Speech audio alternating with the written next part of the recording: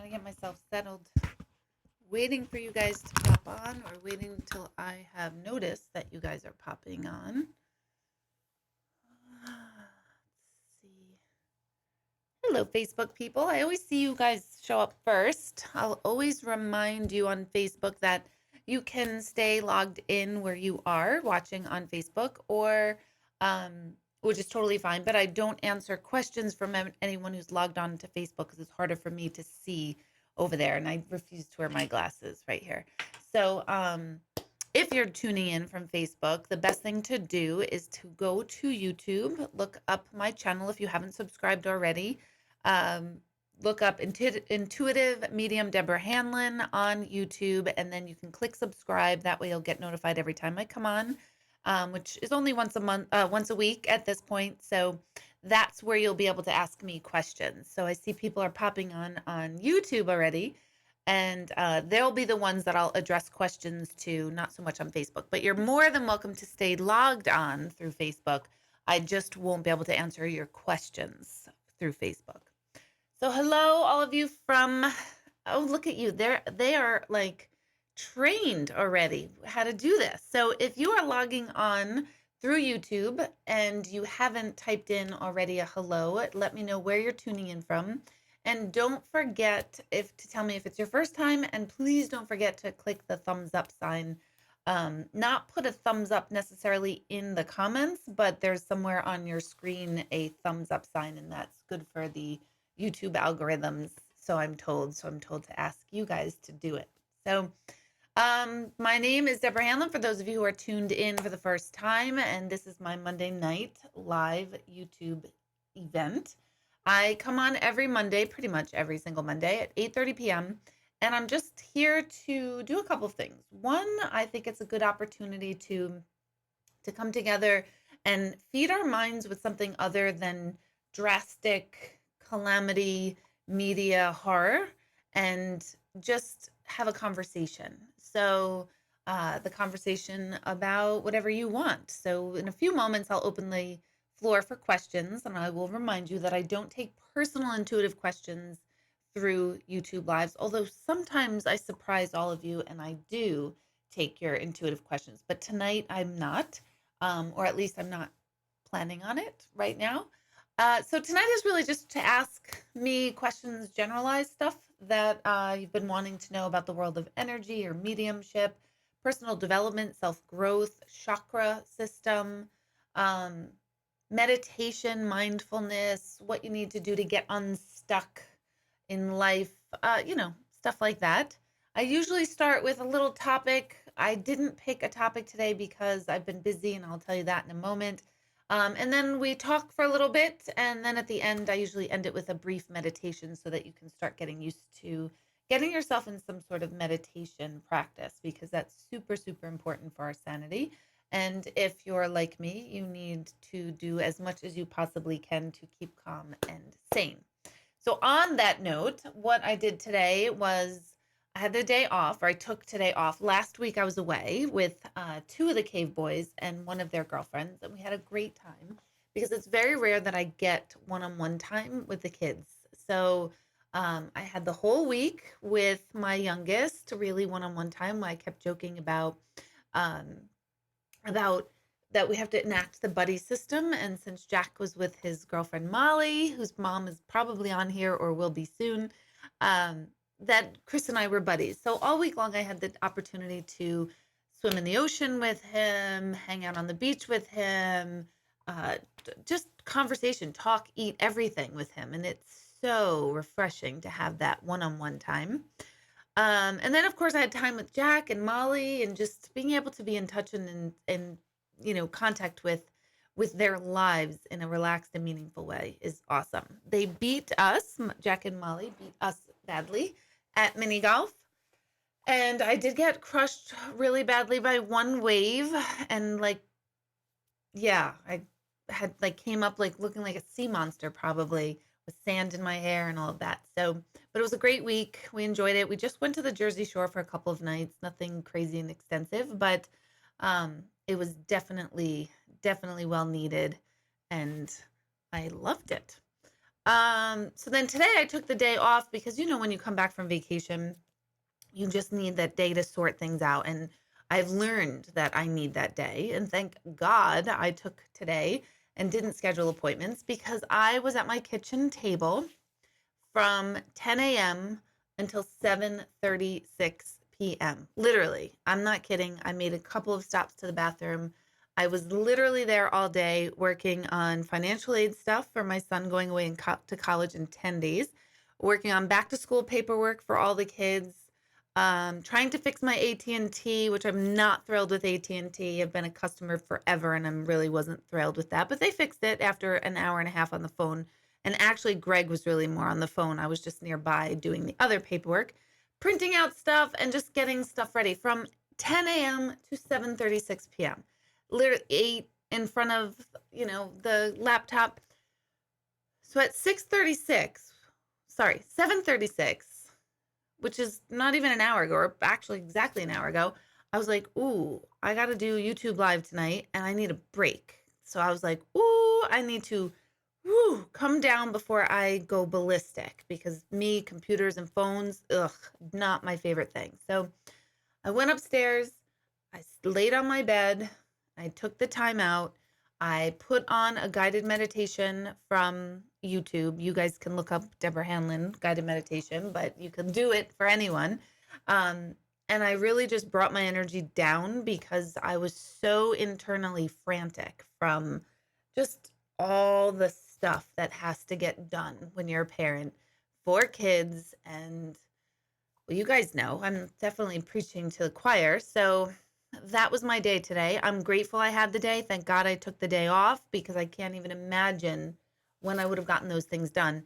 And by the way, something was wrong with Jack's college email accounts and everything. And at the 6 o'clock at night, I get a hold of the IT guy and he's like, no, I've literally never seen this before. I have no idea what's happening. And I'm like, yep, that's exactly how my technological life works. I hate computers. I hate phone calls. You guys know me. I mean, I have good friends that are like, call me. And I'm like, nope, I will not call you. I hate phone calls. I avoid them at all costs. I'm an email and text person. That way I also have record of where did I go on from and all that. So yeah, so I was really tense. My point is that thank goodness I took myself out for a few minutes. I could have come right down here to the studio, but I was like, ugh, no, I will be miserable online tonight if I don't. So I took my few minutes out, relaxed, came down from today, put on that guided imagery meditation to get my focus back into at least a baseline state. Certainly not a high and exciting point, but I got myself into a baseline point. Point is, you all should make sure you do that stuff. So let me see who I have here. Oh, it's yoga time for Sharon. Sharon likes to tune in and listen in while she's doing her yoga, which is perfect. I recommend that highly. Kingston, yes. Hello, Carolyn. Good to see you tonight. First time, Christine, welcome. Thank you. James is tuning in from the asylum in Middletown. That's fantastic news. And he's kidding. Hello, Mel from Connecticut. Let's see, Albany and Troy and Walk Hill, Hyde Park, Chester. Linda, hello. I missed your yoga class yesterday. I was so mad at myself that I did. Let's see. Everyone's saying hello. Oh my gosh, Buffalo lady. Oh my God, what's wrong with me? Sheila, Houston, from tuning in from Texas. I hope your move went smoothly after the glitch of the moving company that happened last week. And hello, Jennifer. So I think I have almost everybody here. So this is your opportunity to ask kind of generalized questions. Let me remind you, because if I don't remind you, everyone online is going to remind you. She doesn't take personal intuitive questions.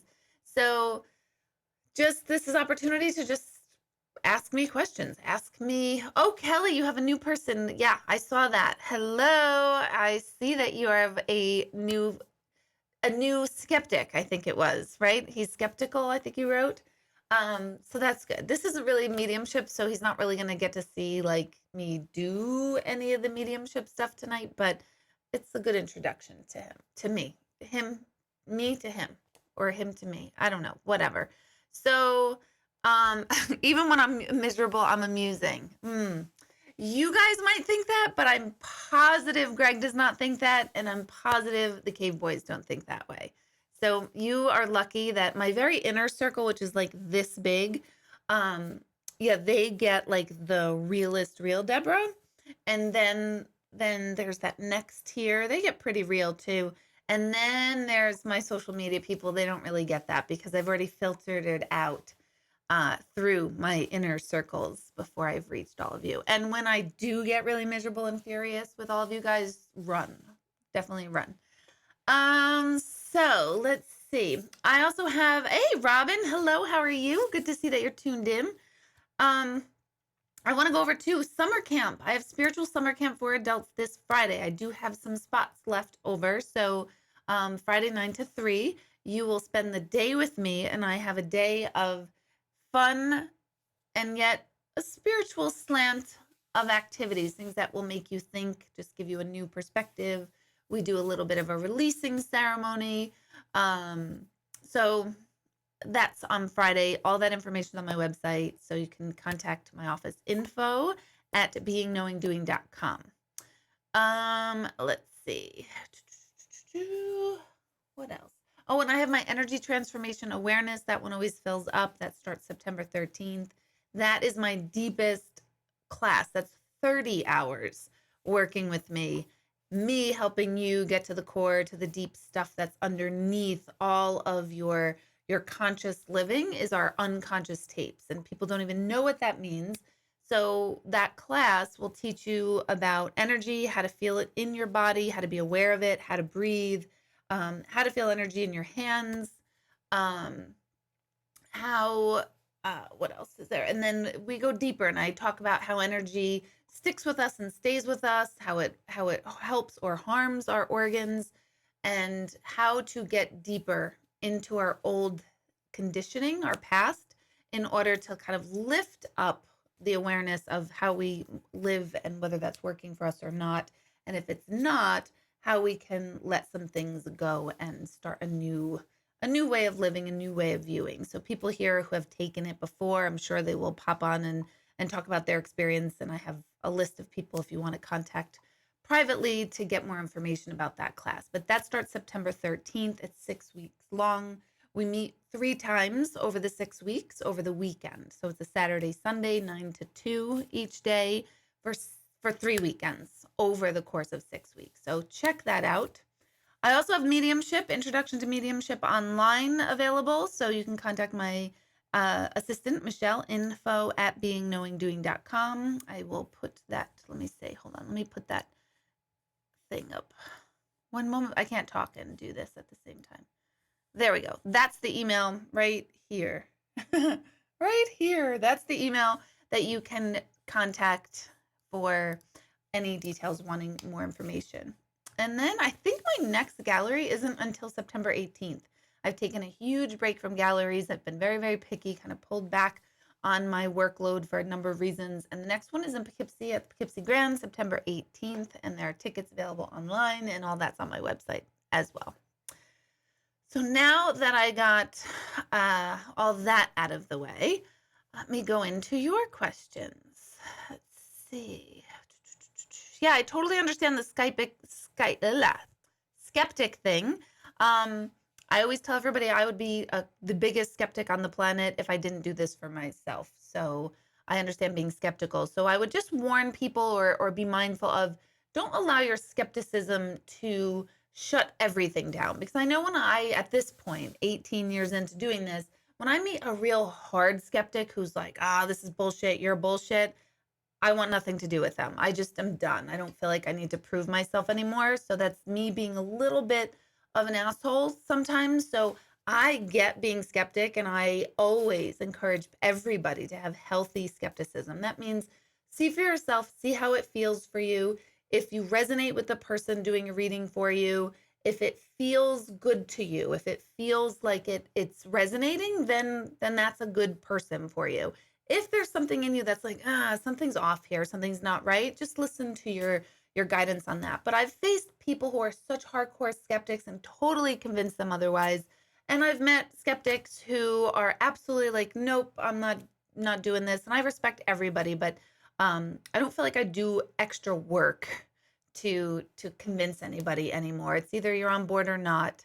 I'm mindful of skepticism, and I just ask for mindfulness back. So just be mindful that you're not kind of shutting down any information that could be legitimate. Although when you do get really vague, generalized stuff, I totally understand where you're just like, oh, please, that's just stupid. So as you get to know me more, I mean, you come online and you attend galleries, maybe attend workshops. My meditation groups are a perfect time to meet me as well.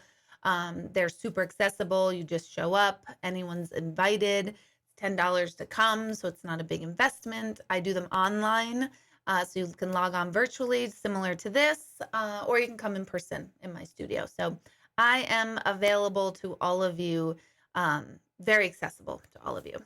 And then Sandy is asking, do I answer medical medium type questions? Medical intuition, yes. I don't do I don't do mediumship through the online service. I don't know what you would call it. I take intuitive questions. You can submit an intuitive question online, and those I answer, but I don't do mediumship through that venue. So you can ask questions about the here and now. You can ask for medical insight, absolutely. All of that is on my website as well, deborahhanlon.com, which I think is up here somewhere. Okay, let's see. Diane is writing, do animals pass away when they're supposed to? Like humans, yes, absolutely. I believe everything and everyone on this planet has a timeline, and it's all interwoven into that interconnectedness of life. I just watched The Lion King. I took the kids to the movies while we were away because it rained one night, and that was the first time I'd been in the movies in about 8 years, by the way. I usually do not like going to the movies because I don't like the sound of people crunching popcorn and opening their candy. Oh my God, I feel like I could lose it. So I just never like the movies, but I really enjoyed it. This time we had those reclining seats, which I hadn't been in before, which is pretty cool and comfortable. And it was The Lion King. So who doesn't like The Lion King? So that was talking about the interconnectedness of life, and it really hit me again over and over about really how intricate and interconnected all of life is. And science is proving this more and more every day. I wrote in my book how there are trees that giraffes eat, and when giraffe herds have depleted a lot of these trees in one area, the trees send signals to trees hundreds of miles away to bloom and create more leaves because they're sending the signal that they're getting depleted, so they need to create more in another location, which I find to be an amazing ability of communication and connectedness. So science has a ton of stories like that. So yes, we all pass, we all have a time and date, and that is all part of that interconnected web of life for sure. Okay, Jennifer. Jennifer is asking, what is your take on seeing orbs in pictures? I've seen a bunch in recent vacation pictures we took. My skeptic husband says it's lighting in the iPhone. Yes, skeptic husbands, aren't they fun? I'm always back and forth. I'd always have to see it for myself to get a feeling from it. I do think a large portion of orbs and things that are picked up in photos are either just dust particles. They could be reflections of light that are coming from wherever, however. And I do believe sometimes, absolutely, pictures will capture energy for sure. But I do not think all do. And many, many years ago, when I was not busy and I didn't have the volume of people on my social media, people would send me their photos all the time. So I was looking at hundreds of pictures a year, just trying to study this more for my own learning and knowledge. And now I don't do that. So please don't send me pictures of orbs and things in your photos, only because I just can't look at all of them and get back to people. And I really am a perfectionist. I want to make sure I get back to everybody as possible, as quickly as possible. It might be an intuitive question you can ask, because that's a whole separate thing. But It varies. It really does vary. I've worked with paranormal teams, and a lot of times a good paranormal team will debunk things very quickly versus having people strung along thinking that, oh, this is paranormal, that's paranormal.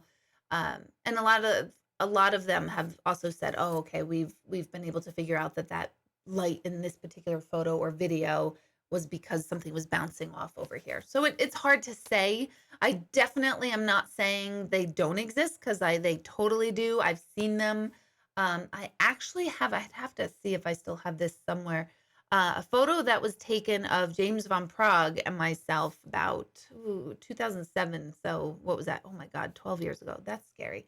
12 years ago, there was a photo taken with James Van Praagh, and in that there were many, many orbs, which I thought was super cool. That was unexplained. There was nothing that could have, because some pictures had it. Multiple people took several pictures, and some photos had it and some did not. So that was pretty cool.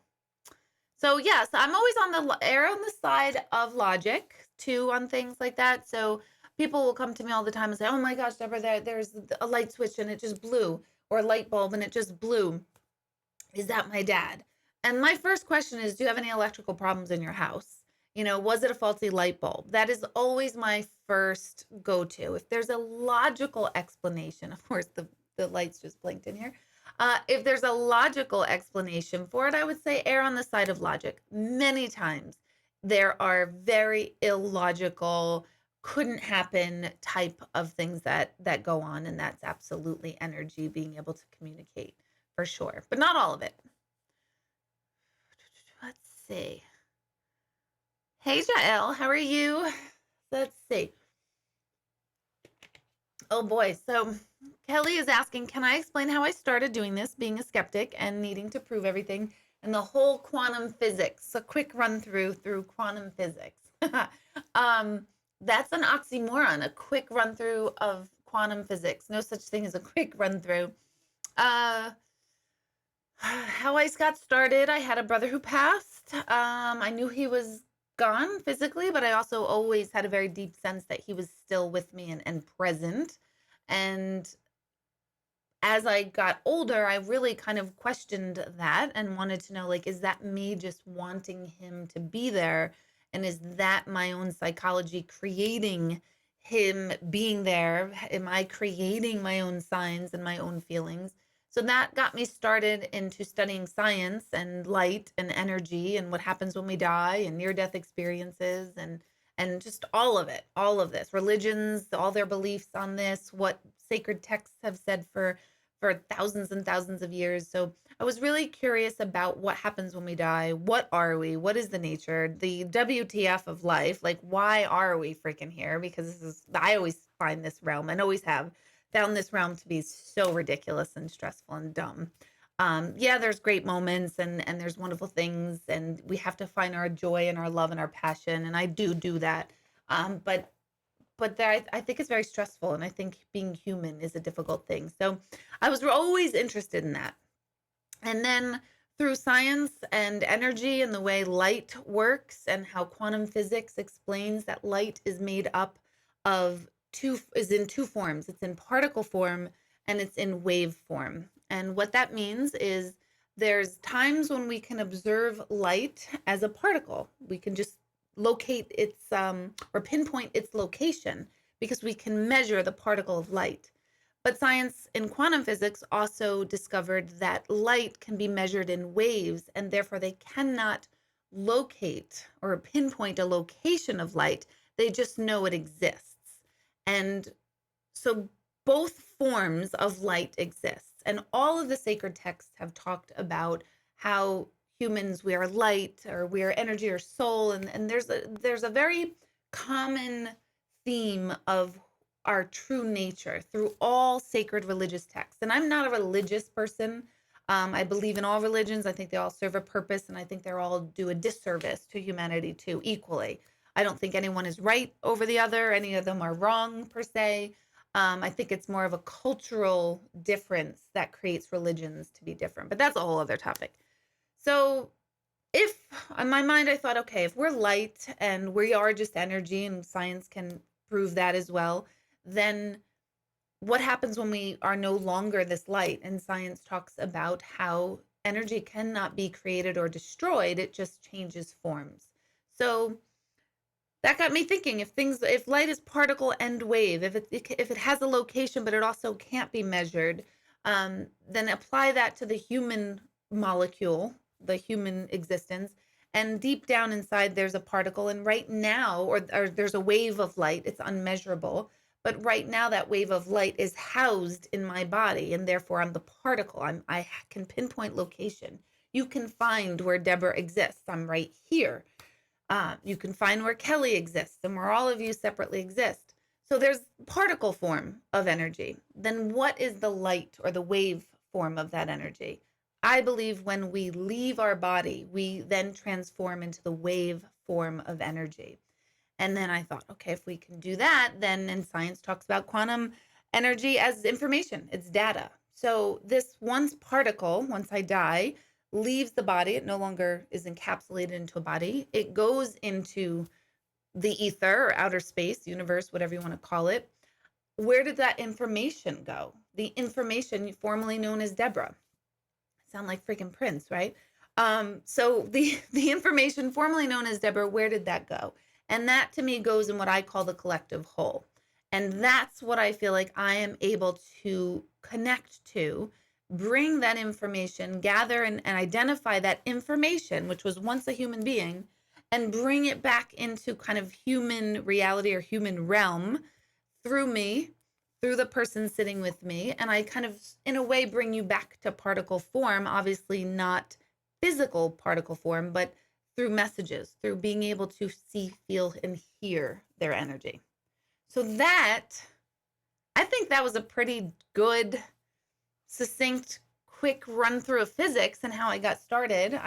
There's a lot in between, but that's the basic of where I get the scientific, in my mind, the scientific proof that we go on in the afterlife. No doubts. I have no doubts of that. None at all.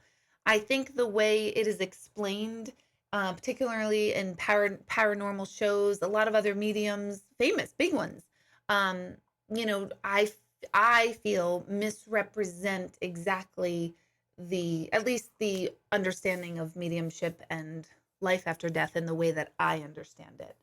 So I hope that helps. Mic drop. I'm tired from that one already. Holy crap. Let's see. Let's see. Oh, you know what? Something just reminded me. I am doing a teacher and school focus centered gallery at the center in September. I believe it's September 7th on a Saturday morning. That is my next gallery. And for teachers, school staff, that's from janitors, bus drivers, administration, nurses, whomever, if you work with students in any realm from pre-K through postdoctorate. Okay, I'll take it. Then when you come, I'm going to give a gift certificate to a randomly drawn person with your names in a hat, proverbial hat, to win a gift certificate to put back towards your classroom and back towards your students or wherever you need to in your professional development as a thank you to doing the service that you do with working and educating children and people. So that's September 7th. Okay, let's see. James, you have many transgender friends at this point in your life, and because of this, your social circle has broadened you and happier than you've ever been. Although I'm not transgender, tell me how it happens. Tell me what happens. How transgender happens? James, just give me a little bit more about your question. I'm assuming that's what it is, but I shouldn't assume anything. Let's see. You have a lot of friends, or because of their social, you're broadened and happier than you've ever been, although you're not transgender. Tell me how it happens. So I don't know if you're asking why your happiness has expanded or what happens to someone who's transgender. That's what I want clarity on. Oh, okay. Wait, sorry.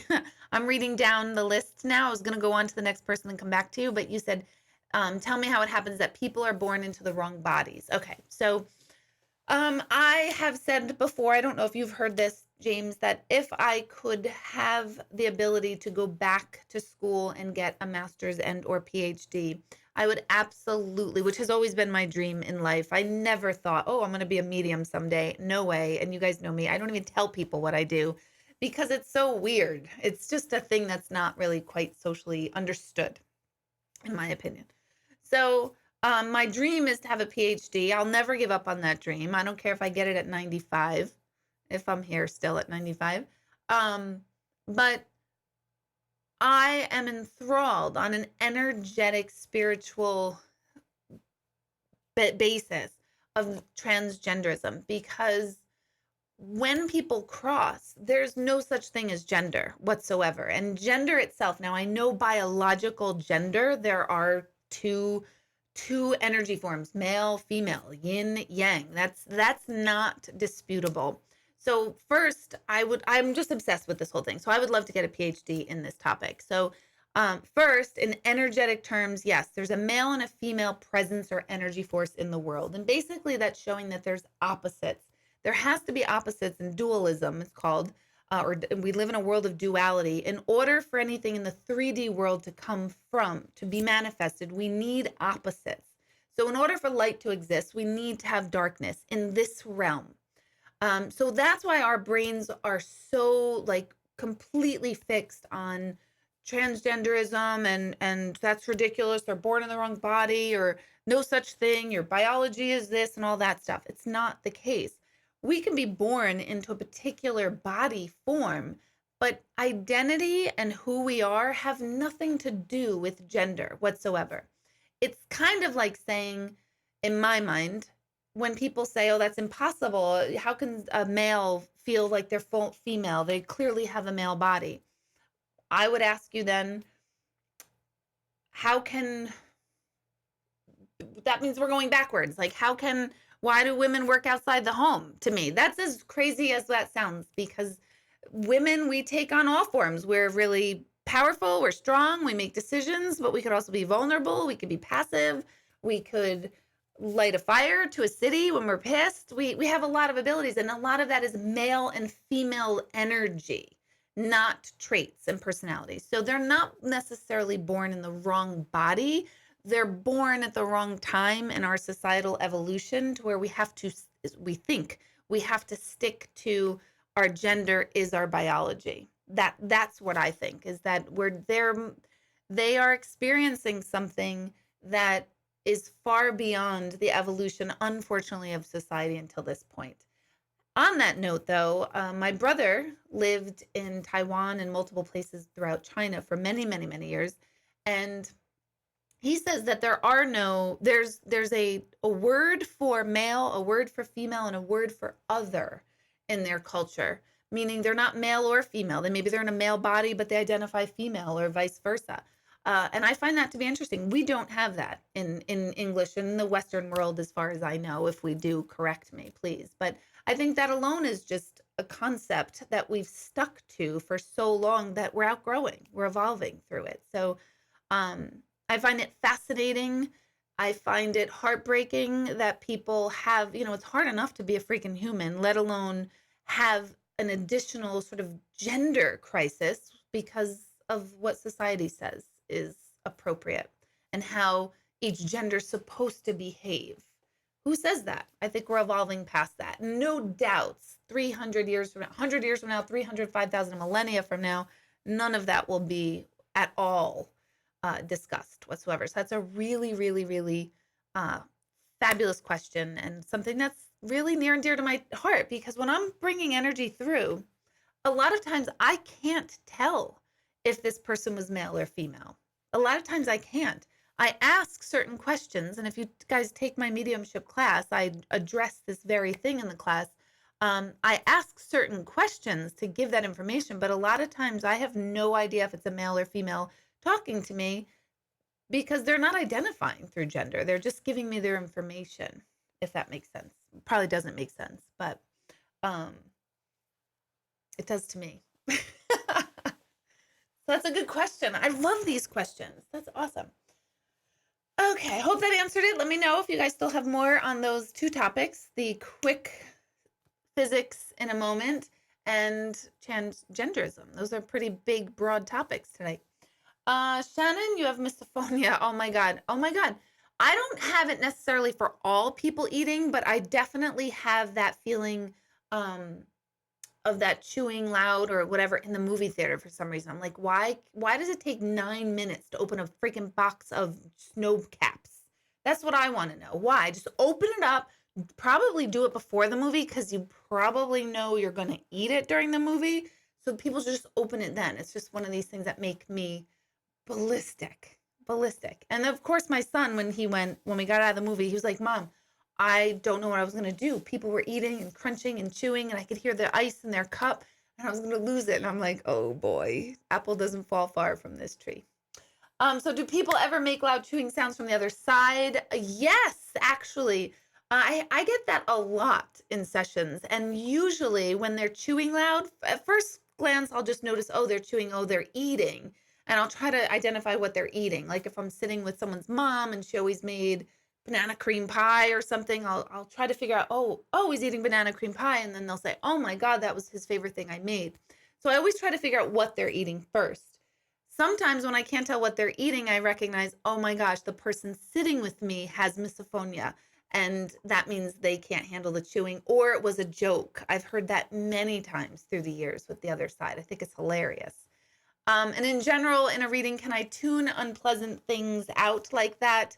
No, not in a reading, because everything that comes through, I'm hyper aware of every little thing going on during a session, because everything they're expressing to me is information for the person sitting down. So I don't want to tune stuff out in that moment. And it doesn't bother me the same as it does in the physical realm. I don't have that same like, oh my God, he's freaking chewing so loud. I don't have that. Okay, Maria is asking, do I go to homes when people buy a new house to make sure it isn't currently inhabited? I don't. I'm asked a lot to come clear houses for people. I don't believe in that at all, of a house needing to be cleared or cleaned. Now, you might feel energy at a home or office or old building or a location, in a field, whatever. You'll feel energy, but I don't believe as anything as negative energy. So people will, if you feel something, well, let's take a simple example. We know that, well, say we're washing dishes.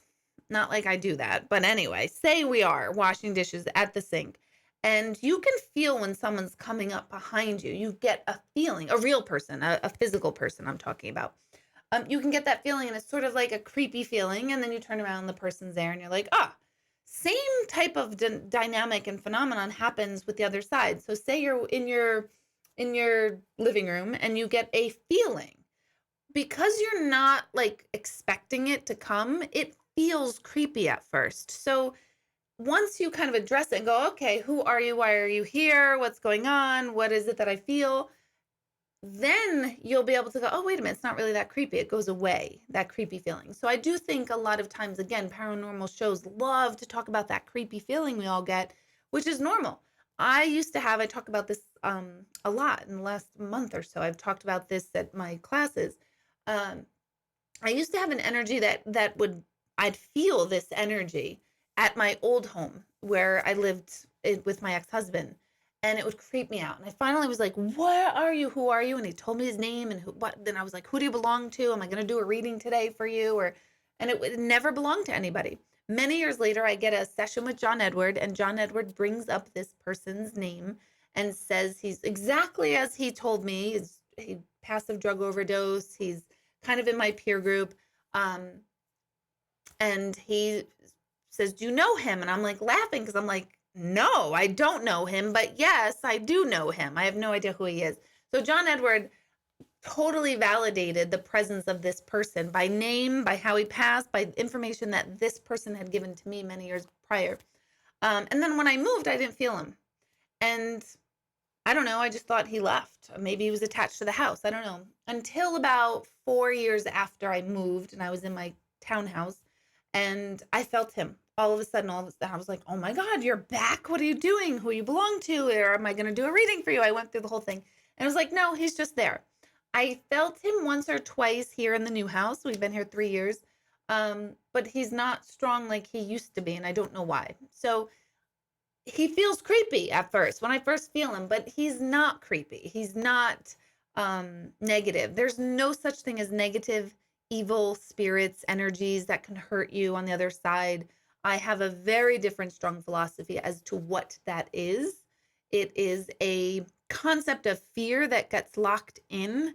And humans, we like to have something make sense. We like to either personify something or have an explanation for something. And I do think that a lot of times humans will go, oh, I have this creepy feeling. I feel like bad things always happen to me. Oh, it must be so and so who's crossed over and they're evil. And it's no such thing. No such thing as evil energy on the other side, not in human form.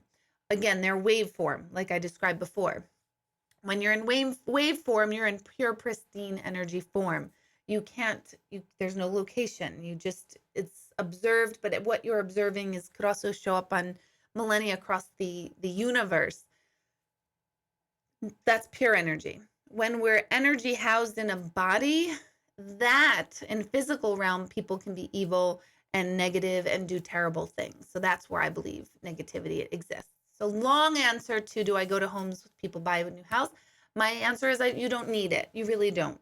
You really, really don't. I really think that people who charge a lot of money to go to people's homes to clear it, I don't know. I shouldn't throw it all out. I mean, I've never had an experience where I had to go to someone's house and like connect with a ghost and be like, all right, listen, we got to talk. You're really freaking out the family here. Can we make a deal? I've never had that. So I'm not saying it doesn't exist. Kind of, I'm saying it doesn't exist. But if you get a creepy feeling, it probably is energy, but it's not negative or bad energy. You're just labeling it as such because it feels creepy at first. So talk to it. Say hello. Don't forget to give me a thumbs up, please, you guys. Not in the comment section, but somewhere on your screens or in your phones, there's a thumbs up button. If you press that, it looks really good on YouTube for me. I don't know what the algorithm does, but every time I'm seeing that I'm asked through the social media people to make sure people give a thumbs up. Those of you on Facebook, I'm going to remind you that you could stay tuned in on Facebook, but I don't look over here for questions. So if you do have a question for me that you want to ask, you have to come on to my YouTube channel, which is Intuitive Medium Deborah Hanlon. So let's see. Wow, Colleen, your dad has come through twice. Amazing. That's amazing. He must be a loud energy.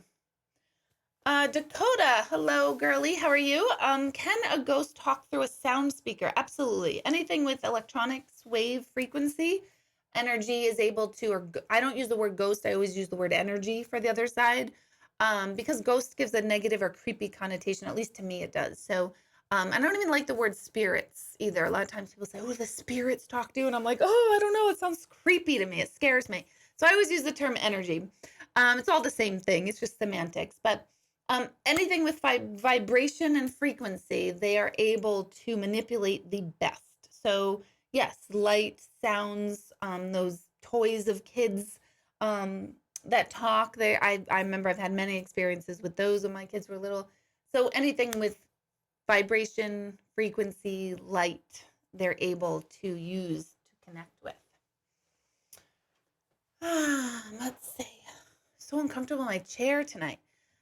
Okay, Maria is asking, do I believe in the ability to time travel? I totally do.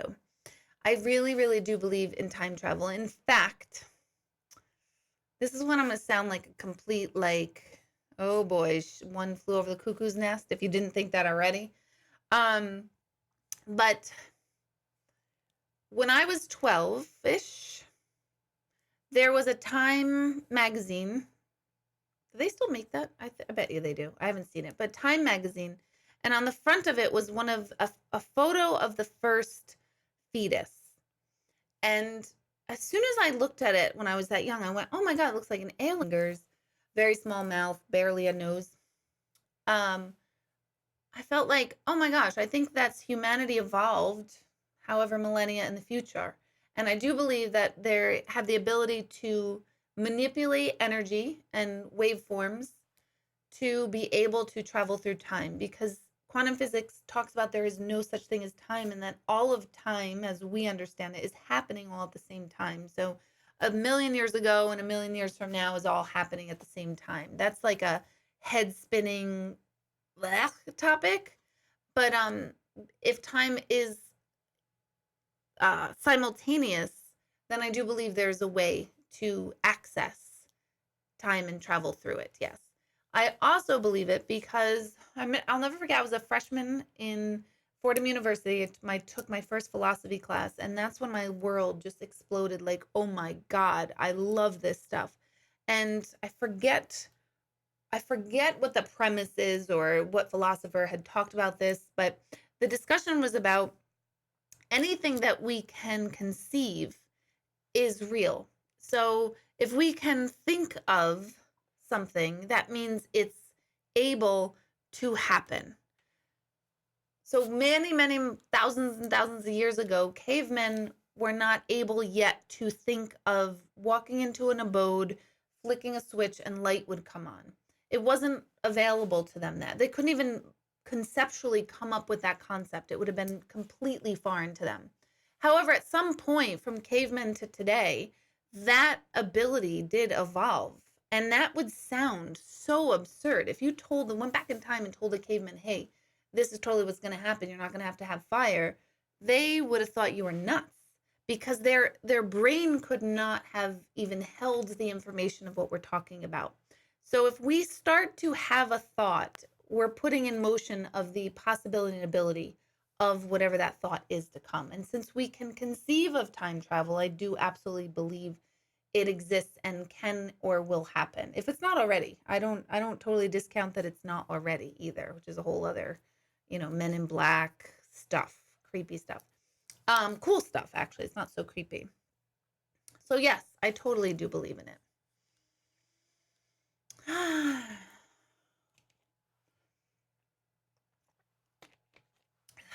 Let's see. I'm going through questions.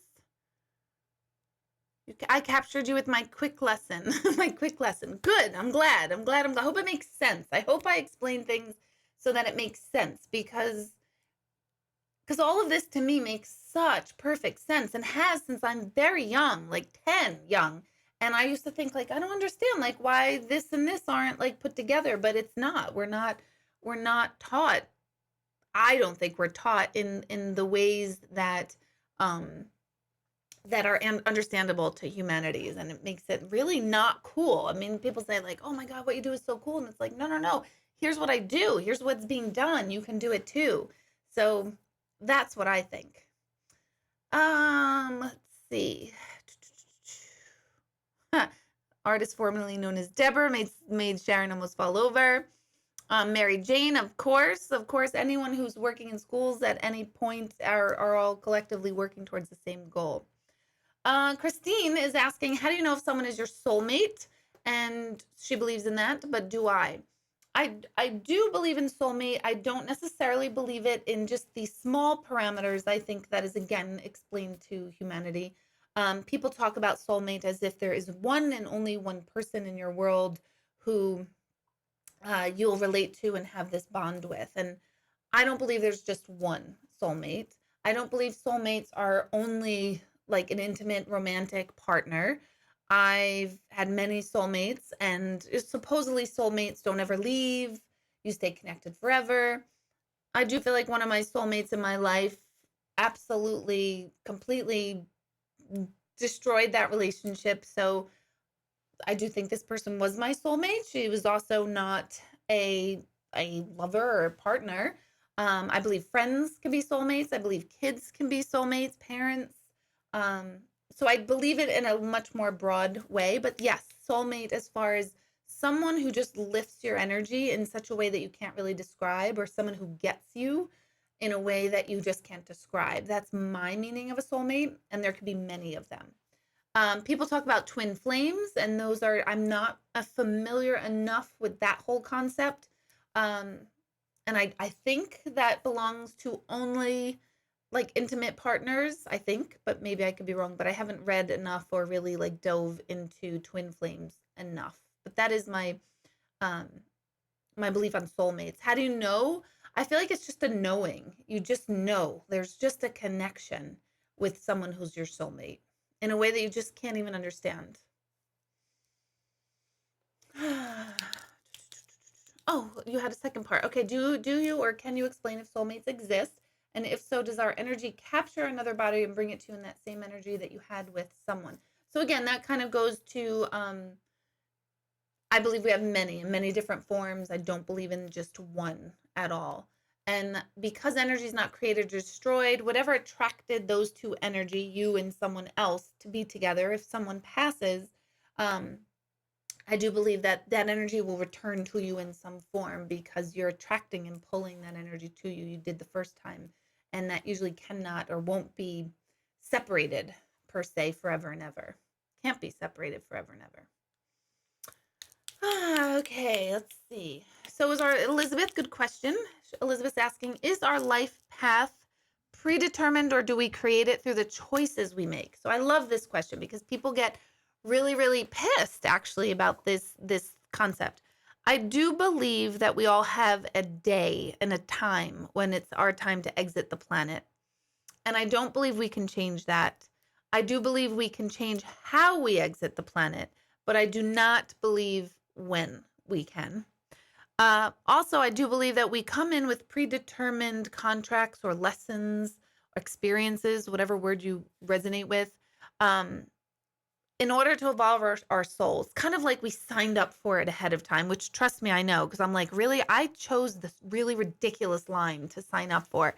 Hey, let me learn about people dying and leaving me. Doesn't sound like a really great life path, but I accept that I chose the experiences that I'm having in this lifetime. I don't like them as a human, but I accept that my soul was smarter than I am and chose a lot of these lessons. So we have these lessons and we can then change how we receive the lessons. So say one of my lessons is about people leaving me or dying, loss.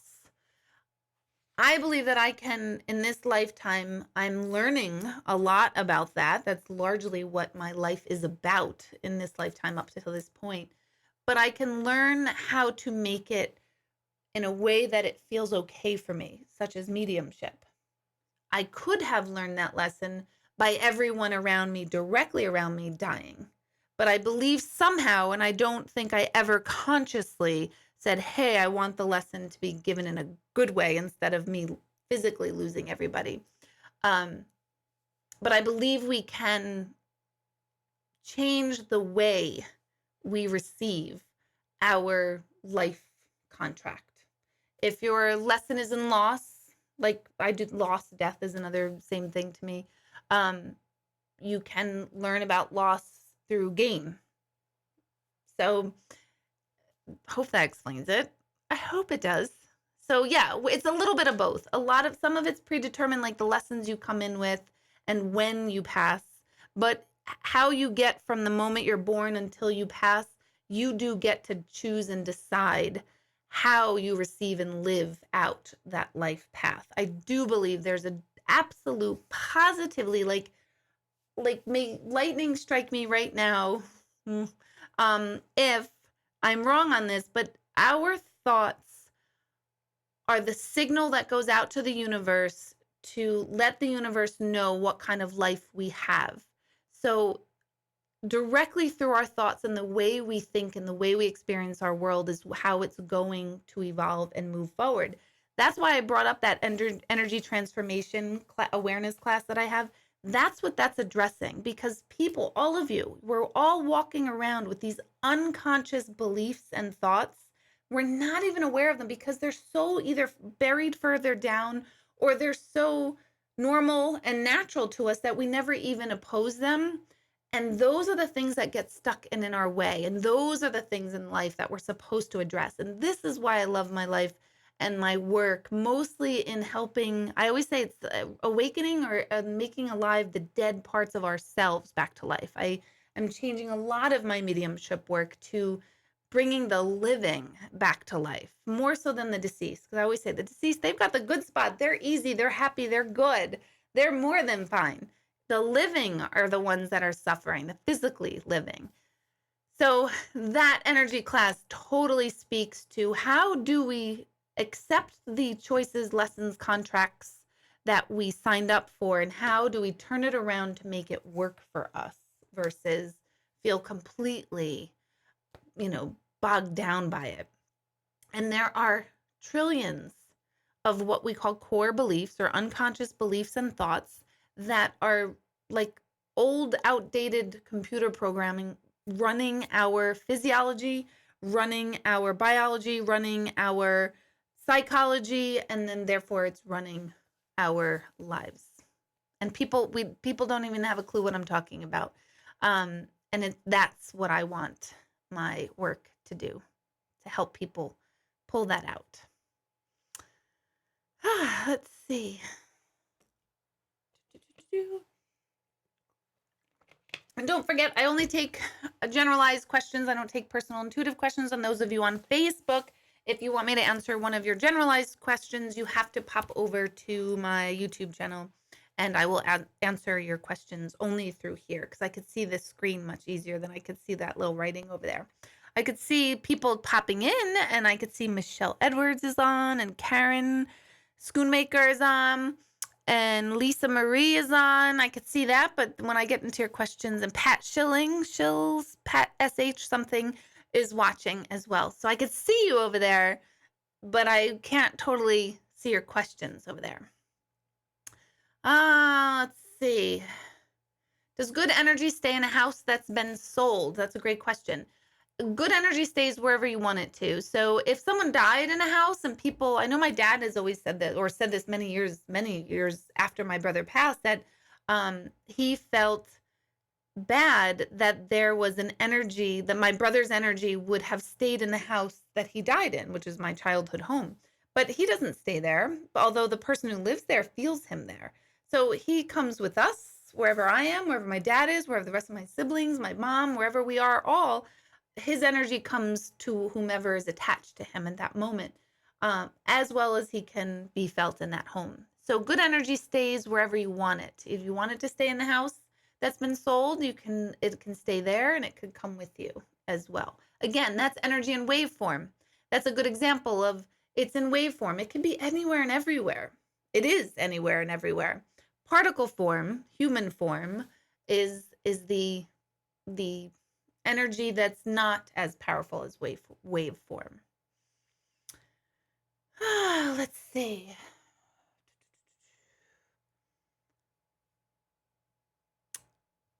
I see, Maria. You'll be fine. Yep, you currently live in a very energetic house, but it's not negative at all. Exactly. Lots of sounds, voices, smells. You were getting freaked out about moving whenever we do because of those shows. Yeah, don't worry about it. Don't worry about it. You will find good energy wherever you go as long as you keep perceiving it to be as good energy. The minute you think it's bad energy, it feels like bad energy is basically what I'm saying. Let's see. I've got my kids texting me. Hold on. Oh no, that's the cutest thing. Little quick 40-second break. Think of it as a commercial break without a commercial. Today my son's girlfriend texted or FaceTimed me and said, I love the way you decorate and I'm redecorating my room and I want your advice on like where I should put things. And I was like, what? Those are the things that thrill me. That's the stuff of life that makes me so happy. Like, what? You thought I was a good decorator and you wanted my opinion? Oh my God, that's the cutest thing ever. Back to regular programming. Okay. I don't know why I'm having like some serious wrist pain, by the way. Maybe one of you, if any of you are tuning in with like carpal tunnel or you just like got back from the hospital from having carpal tunnel surgery on your left hand, can you let me know? Because I am feeling this intense pain that I've been rubbing my hand all night and trying to ignore it. I can't even put my arm anywhere because it hurts everywhere. So whatever, just let me know. Because if I'm picking up on your shit, I'm giving your shit back to you. I don't want it in my hand. If it's mine, I'll accept it. But if it's someone else's, I don't want it. Okay. Jenna, you asked, do pets see, hear, and sense those on the other side? Absolutely. Pets and little children are so intuitive because their logical mind has not been taught to not believe that energy exists in different forms. As we grow older, we're taught, oh my gosh, Aunt Sylvia's not here anymore. She died, so you know she's not here anymore. You won't be able to see her. So that's how we learn, like, oh, she died, she's not here. And we start basically training our mind and brain and our intuitive senses to be dulled just because we were told, no, that's not true. She's not here anymore. Kids and pets don't have that poor education, so to speak. Let's see.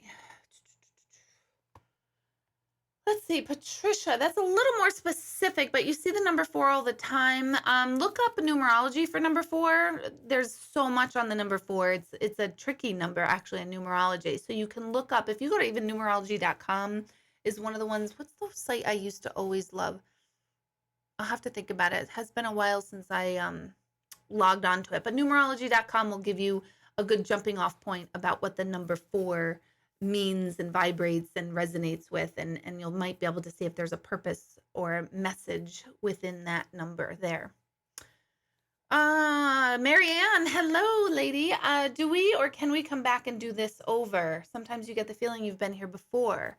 Yeah, I know. Yeah, we do come back. I keep saying, like, if I'm keep putting into my cellular memory, my cellular soul structure, like I'm telling myself, no, you don't need to come back to physical. I'm good. After this incarnation, I'm good. I know I'm coming back because I'm not that evolved. I'd like to think that I'm evolved. I try to become so evolved so I don't have to do the physical realm again, but I got a long way to go of learning and shit. I got some issues of human realm that I'm gonna probably have to come back. I should handle them all, but I'm not that big of a person yet. Maybe in another couple decades I'll get there and then I won't have to repeat it. But yes, we do come back. And we do it over and over. And I'm sure all of you tuning in, we all have lived thousands, if not tens of thousands of lifetimes, if not hundreds of thousands of lifetimes already. So people will say, someone's an old soul or a new soul. I don't necessarily believe in old souls versus new souls. We're all very old souls. Nobody just arrived here on the planet by any means. So, yeah, deja vu is what I think is it's like a window or a glimpse of that theory of that all of time is happening simultaneously, because you'll be in an experience. And if you've had deja vu before, I used to get it all the time as a kid. I haven't had it in a very long time. You're in an experience and you're like, wait, I know this has happened before. And so-and-so is going to walk through the door. And then that so-and-so does. And you're like, oh my God, what the hell?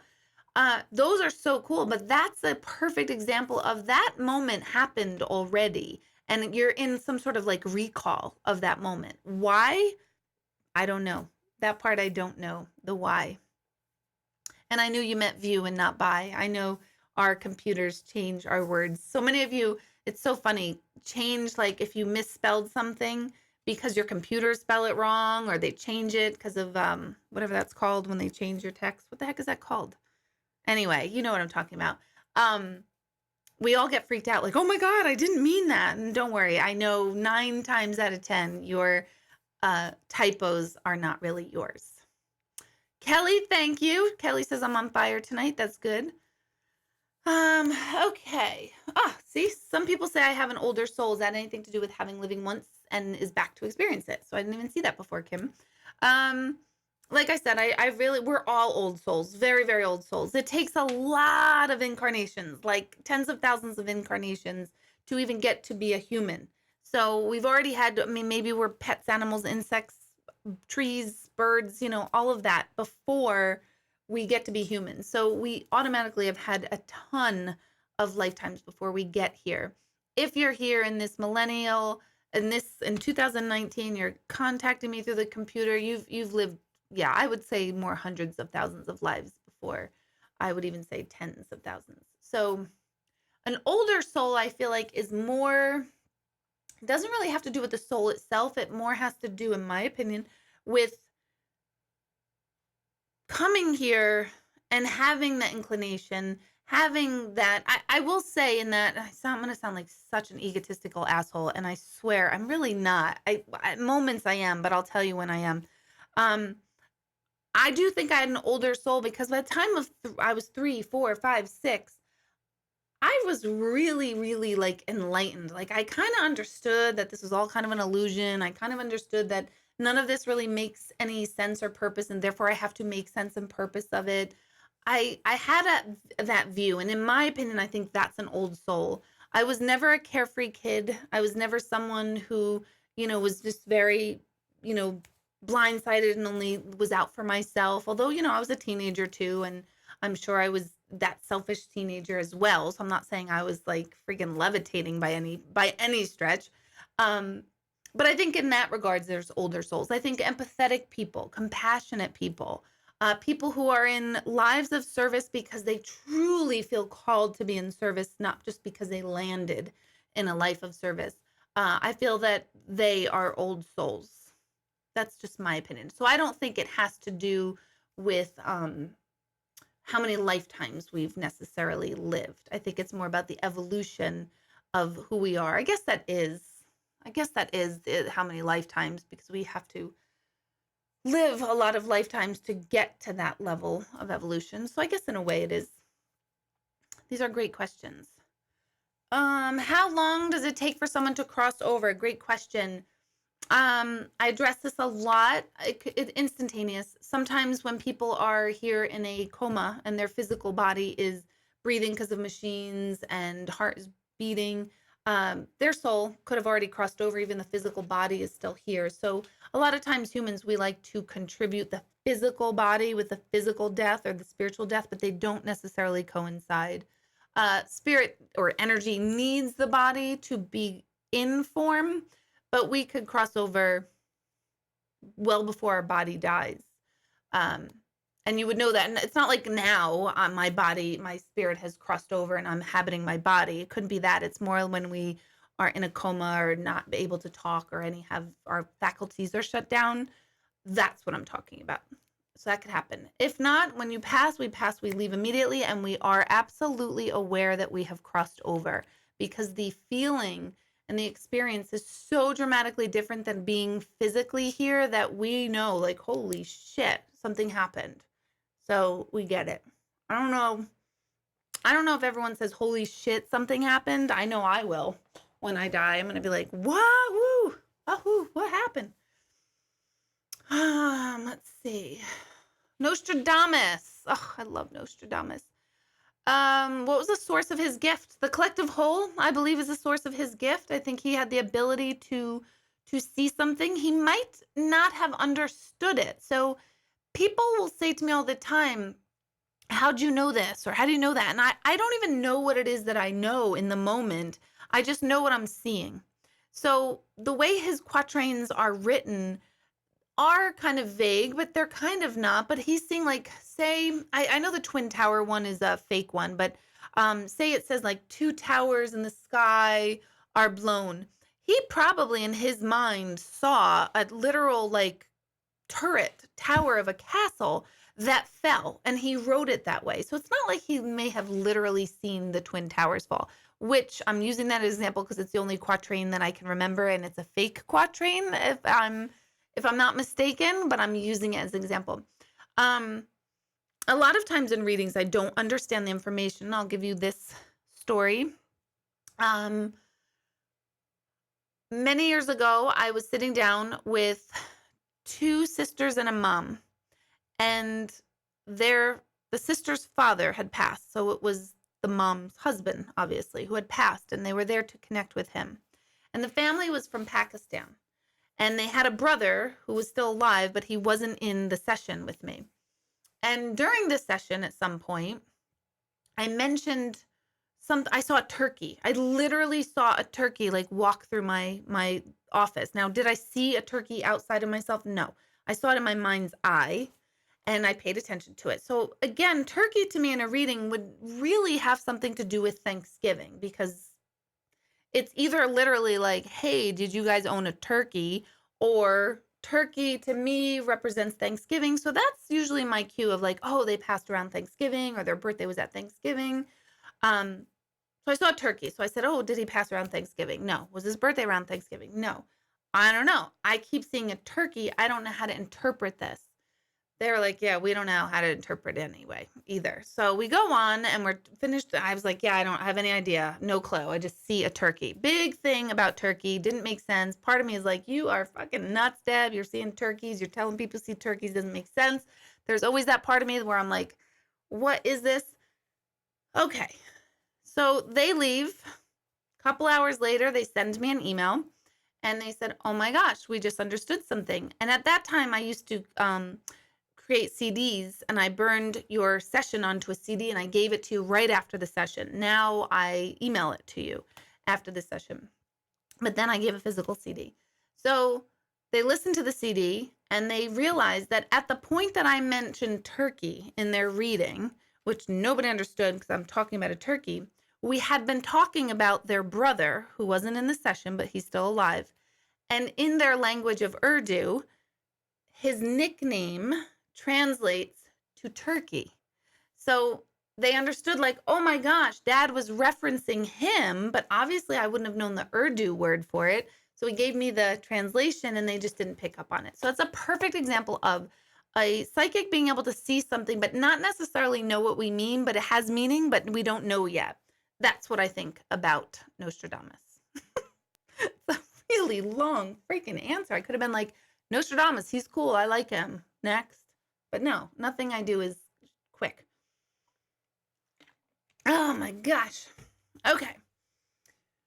Whew. Let's see. I have a vision board. Hello, Patty. Do things on it really happen? I don't know why I'm skeptical. Yes. Now it's not about, hey, I'm going to slap up a picture of, I don't know. I have a white convertible Mercedes on my vision board. I've had it there for a long time. It's not like I slap it up there and then all of a sudden one gets delivered to my door. It doesn't necessarily mean it's for free. Although I won't discount that. If someone wants to give me a convertible Mercedes, you can be my guest and do that. But it's basically a reminder to your subconscious of what you're looking for. Where is your attention directed? So I often tell people, yes, put some material, physical things on a vision board, but really what we're all looking for is a feeling. So we're all chasing a feeling. Yeah, I want a white convertible Mercedes. Of course, I'd love that.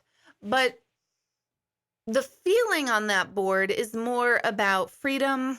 It's about adventure. It's about feeling lighthearted. That's the feeling I'm after. So by putting all the pictures, not just the Mercedes, but all these pictures of freedom and lightheartedness and bring my attention back to what really matters to me, it's a constant visual reminder to our conscious brain to override the subconscious brain that is going, oh, life sucks and then you're going to die.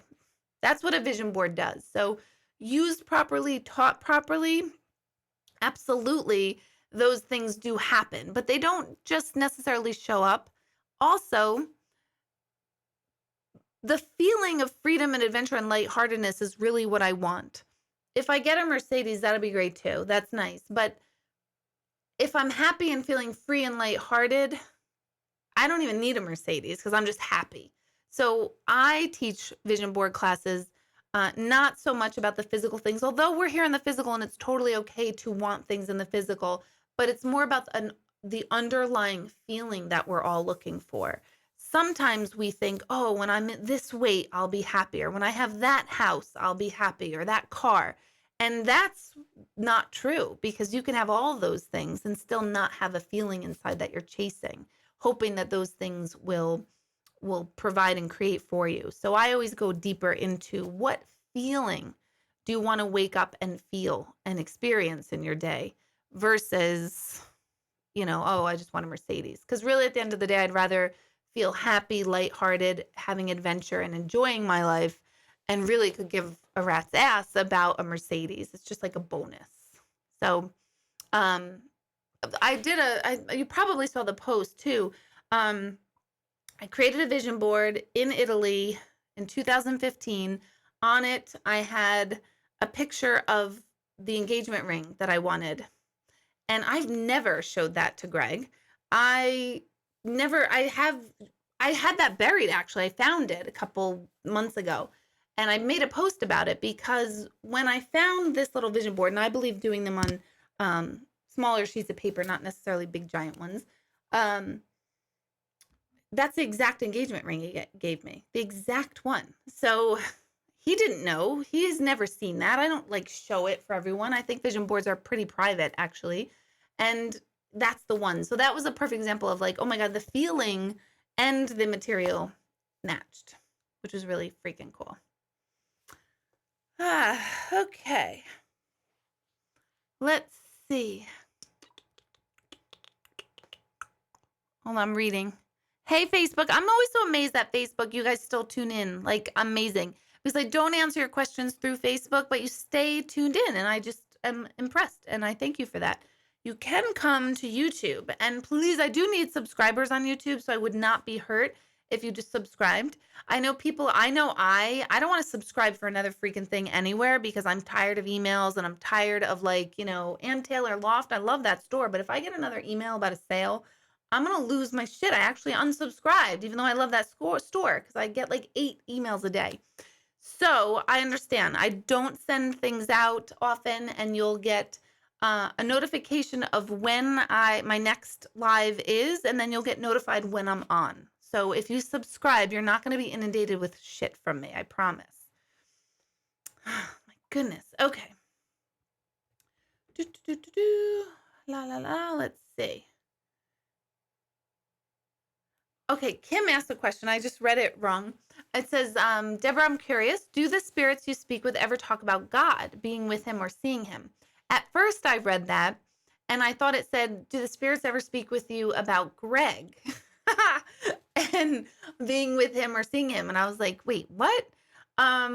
Yes, yes, yes, they do that. Not talk about being with Greg, but being with God.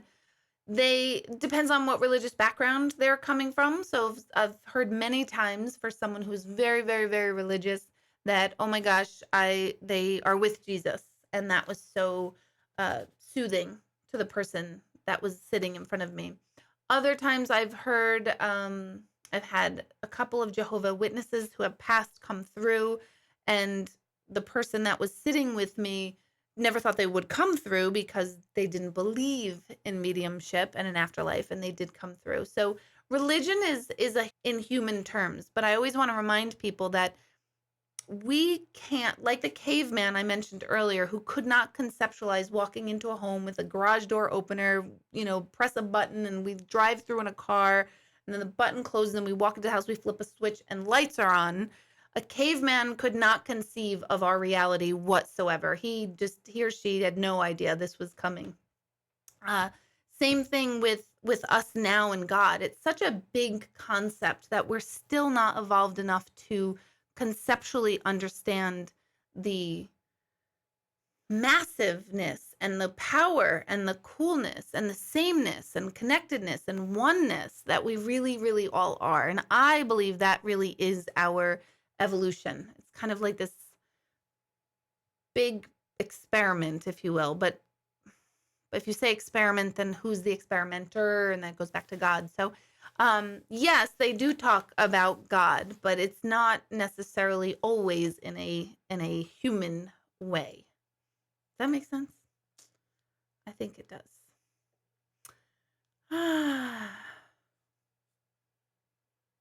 Cindy, very good. Thank you. Cindy answered Patty's question about the vision boards. Yeah, we always want to put a time frame on these vision boards. And it's not necessarily good to put a time frame on a vision board. I always have a vision board class at around New Year's, around the turn of the new year. So I'll look out for that. I'll be adding that. Okay. The afterlife is absolutely more interesting to me anyway.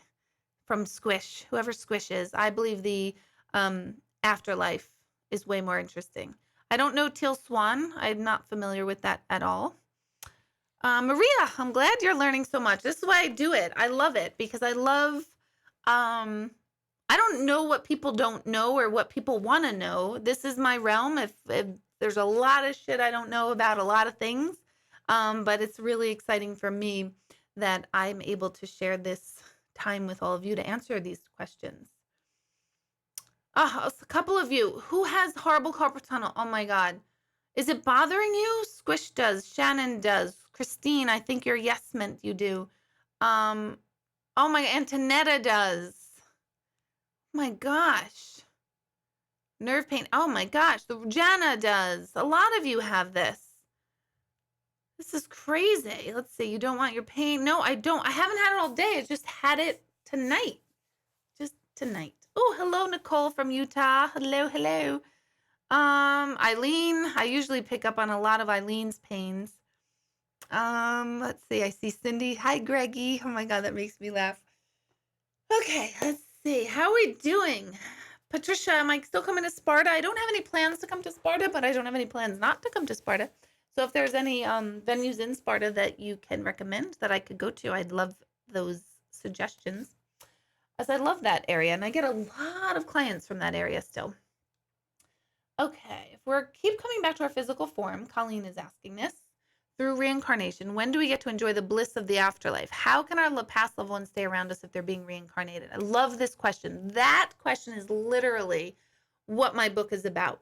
That in my mind, after doing so many readings, tens of thousands of readings over the last 18 years, I sit and leave and go home and go, okay, I have heard the afterlife insist they're fine, they're okay, they've got the good spot, they're connected, they're with us, they're healthy, they're whole, they're happy.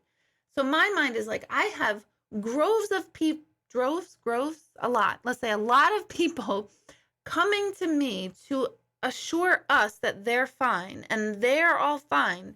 So my natural progression of my work has been shifted from letting the living know they're okay, in letting that the deceased are okay, and into what is it that the deceased have? Where is their consciousness? Where are they? What are they being, knowing, and doing? That's my way of website, used to be being, knowing, and doing. And how can we adopt that consciousness in physical form? That is literally what my book is about. So, because this realm is difficult, it's hard, it's not fun. We go through a lot of stuff in this lifetime, a lot we can't even express, a lot we don't even know is stuff that's bothering us that we're not even aware of. Just today being on a computer and dealing with billing and financial aid and all of that seems so crazy to me, but yet that's a big form of being in the physical world. But to me, it feels like it's so meaningless and pointless. And I do think a lot of our lives are spent doing meaningless and pointless tasks to keep us going, to do more of this shit that like stresses us out. And it makes no sense to me. So that's what my book is about. We really come back in physical form, though, to have these experiences. That is the point. So if that's the point, I want to know, what do I need to do to enjoy them more, to not get so drawn out and just furious and unhappy. And there are days I master that really well. There's days I don't. And there's somewhere in there, there's an in between. So I think your question is easily addressed in my book. That's not a shameless plug, but it's not a shameless plug. That's literally why I wrote it. It's a medium's view of the afterlife and how to create heaven on earth, meaning how do we make this realm happier? What do we need to do? And I believe we really need to look first at our conditioning. What were we taught that no longer serves us? That isn't necessarily right or wrong in the past, but it might not be what you want to carry forward for your life. And we have a ton of those things. And looking at those things starts our own personal evolution and development. And that thrills me to watch people go through that and go, oh my God, I never knew that I had this ability to make these changes. I never knew what was holding me back. I never understood why I kept going into these old same patterns and programming. That's my life. That is literally the thing that thrills me. And the second part of your question, how can our past loved ones stay around us if they're being reincarnated? That goes back to particle and wave theory. In wave theory, we're everywhere. We can be across universes, 100 million light years across, and exist at the same time. So we are in wave form right now as we're all sitting here, but we're also in particle form. What do I mean? we're in spirit form right now, energy form. Just because we have this consciousness. That's energy form, wave form. But we're also housed in a body. So we take on an identity, we think we're human, and we go through human life. So we are particle and we're wave at the same time. I believe more heaven is wave-like, less particle-like. So how can we be human and adopt more principles of energy and spirit? That's what my work is about, bringing the living back to life. Shannon, do I believe if you're not a good person in this incarnation, you start all over? Not necessarily start all over, but I do believe that we repeat. We have to repeat these lessons. If we are a really crappy human and we are a consciously crappy human, like we really don't care about anyone else's well-being, yeah, we're going to have to repeat that. Now, I also challenge everyone to look at their own side of that, because we all like to talk about and think about and resonate with what a good person we are all the time. Oh, I would never do that. I'm so good. And I really challenge people to don't look at the stuff you're really good at. Don't do that. You don't need to. Really get real with what we're shitty at. This is true spiritual advice. Notice where you're not so nice, where you're not so good, where you're not so pure. Maybe your intentions are not pure. This is going to sound silly, but I really do believe I'm incredibly kind. Like, I really, really do feel I'm incredibly kind, and I want the best for humanity and people. And if I can help, I want to help within boundaries. But there are times when I'm driving on the road and I'm so unkind because I'm pushing, not literally, but like driving behind someone really close to get them to move over. That's not really kind, to be honest. So there are times where I will dial back and go, wow, Deb, your impatience or the fact that you're late or whatever has nothing to do with that person, and stop. And I'm like, okay, this is me. I'm being unkind in this moment. There are also other times where I'm like, get the out of my way, move over. I gotta go. I matter more is basically what I'm saying to someone in that instance. So even though that's not like, did I kill someone or did I slander someone? It's still an act of unkindness. So I challenge all of you to really look for those times when you are not so perfect. And there are learning moments. They are really, really powerful learning moments. And notice it, accept it, look at it, change it when you can and want to, and it'll start shifting things a bit. Things will take a shift. And I'm not saying do it, 24/7. I really don't think it's possible in human form. I don't know, like super highly spiritually evolved humans, I think, could drive slow in the left lane. I'm not one of them yet. That's why I say I've got many lifetimes to come back. So, there you have it. That's actually that's a good thing to end on. That's your homework for the next week. I want you to pay attention to where you're not so kind, when your intentions are not pure, when you're angry and you do wish something bad on someone else. And we can be fake and say, no, never. Or we can get real and say, no, there's a human aspect to where sometimes we've been hurt so bad, and we're not all that pure and loving and kind. When we address that, we change the world, because we can only address our own. If we're turning a blind eye into our own moments of negativity and non-perfectness, then the world is never going to address its negativity and non-perfectness. So it literally, when they say be the change you wish to be in the world, that's what we need to look at, is look at your own side. Look at what, when you are not so great. And you don't have to tell anyone. I'm not going to ask you to report back to me and tell me when you were a shithead this week. I'm not going to do that. You can tell me if it feels better. I think that's the purpose of confession to a priest. I'm not a priest. But I think that is the purpose of confession, to just be able to say, oh my God, here's the really shitty things I did this week. Which is very cathartic, that you will have to look at. How many times, just silly, how many times did you sneak food away and so that your kids didn't eat it? Right? So is that really kind? I mean, I've done it. I hope they're not tuning in and listening. There's like Reese's peanut butter cups at the top cabinet that I don't really like let everybody know about. So is that really kind? No. Is that earth shattering? No. Take a look at your own inner shithead. Look at your own inner shithead and address them. So before we slow down, next time I'm on the radio, September 18th, I think, is the next time on the radio. For those of you tuning in from upstate, I'll be back on WGNA, and we're going to have an announcement for a November date at the Cohoes Music Hall again. So that's coming in early November. That date is coming in early November. It's either a Tuesday or Wednesday night in the first 2 weeks of November. So be on the lookout for that. Summer camp. I'm telling you, I still have some space this week for summer camp. So if you want to attend summer camp, contact my office at info@beingknowingdoing.com. I think that's it. Oh, someone gave me a thumbs down. Probably I said, why? Let's see. Is it because I curse? I do. I curse a lot. I definitely do. Let's see. I'm just looking at their last few things. Okay. So that's your homework for this week. Summer camp is Friday. Meditation is Sunday morning at 8 a.m., both online and virtual. I mean, in person and virtually.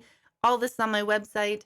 And then Energy Transformation Awareness, my 30-hour course where you're working with me and I'm intuitively helping you and poking you and making you really diving deep into your stuff.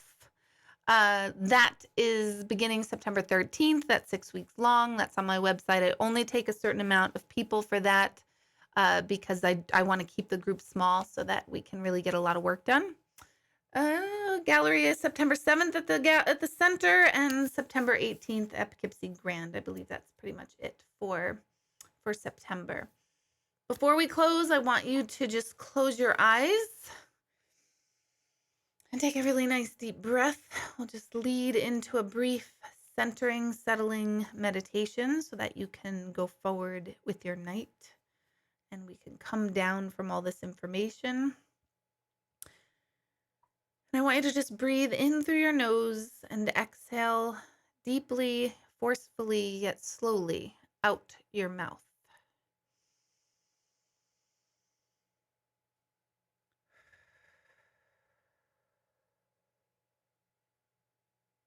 And continue to take deep breaths in through your nose and out your mouth as I speak. And notice already what a profound effect really deep, conscious breathing does to your body, your mind, and spirit. And just by taking the 3, 4, maybe 5 breaths that you've done already in this way, you can no doubt already feel your body settling. So remember, the next time you're stressed, if possible, you just close your eyes for just maybe 10 deep breaths. If that's all you can take, that will help recalibrate and recenter your energy. If you have more time, you should go look for a guided meditation or just try to sit in your own silence for 3 minutes at a time. And just bring in gratitude for your body that supports your being, your spirit, your soul, your energy. Bring in loving kindness to your physical body with all its imperfections.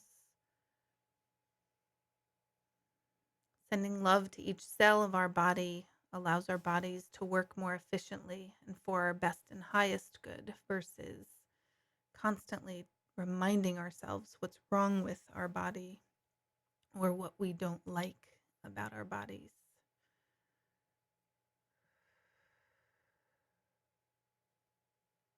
And for a few moments, continue to breathe, and I want you to go through your day, and at each stop along your day, from the moment you woke up, imagine that each moment that you remember and recall comes up like a browser on your computer screen. And notice how many of these browsers are up as you mindfully just review your day.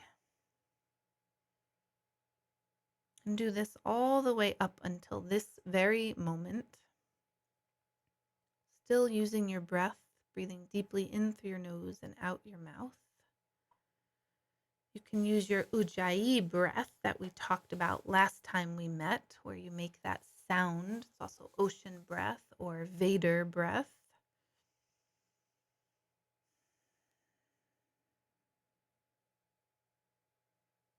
And once you bring yourself up current to this very moment,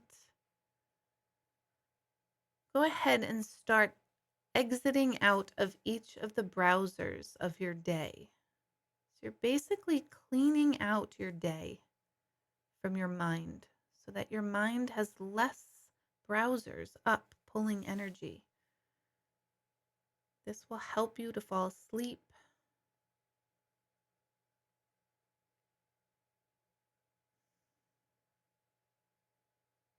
So continue for a few moments, just exiting out of every browser.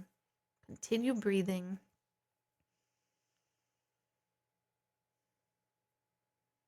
Continue to send gratitude to your physical body, which includes your mental body, your emotional body.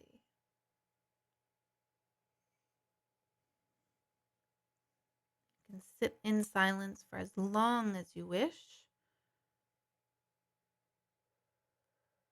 or you could fall right into a deep sleep. And when you wake up refreshed in the morning, before you pop up out of bed, preview your day and begin to just plan your day in advance. See it through till the moment you go to bed. Feel your way through your day.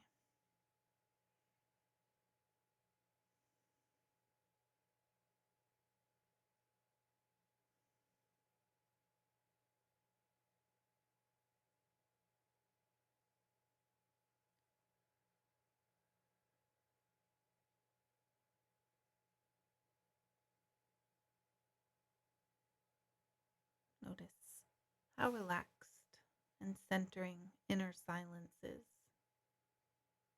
So I wish you all a good night, and I will see you next Monday night. Good night, everyone.